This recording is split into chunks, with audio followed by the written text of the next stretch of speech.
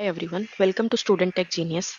In this video, we are going to see the CPU OS simulator for the round robin scheduling algorithm with this given code.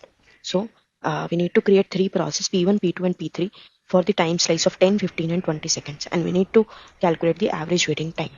So, we will start. So, this is the CPU OS simulator we have. We will click on compiler and we will load the program into the memory. So, this is the program we have, and here in the compile we will click on compile button. After that we need to change the base address and we need to load the program into the memory. So the code is successfully loaded into memory. After that we need to click on this OS simulator button and it will open the OS simulator. Here in the program list we can see our program name RR2. We need to create three processes with the arrival time of 0, 1 and 2. So P1 I will create directly. For P2 I need to give a delay of 1 second or 1 ticks, and for P3 I need to give the delay of 2 seconds or 2 ticks.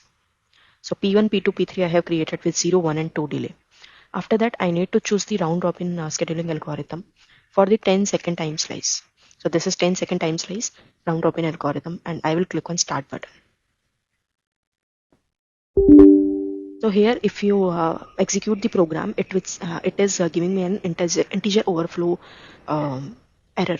So you need to click on OK.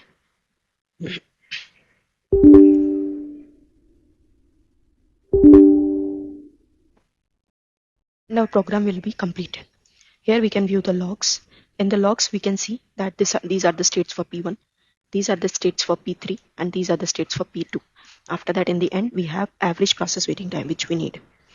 After that we can similarly do it for the 15-second time slice.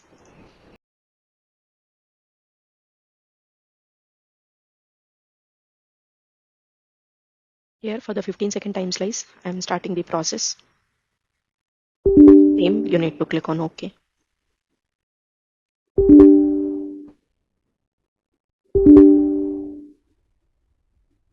And here we can see the logs. So these are the states for P1, these are the states for P2, and these are the states for P3. And the average process waiting time is 1.47. Similarly, for the 20-second also you can do the same. So this is for the round robin scheduling algorithm in CPU OS simulator. Thank you.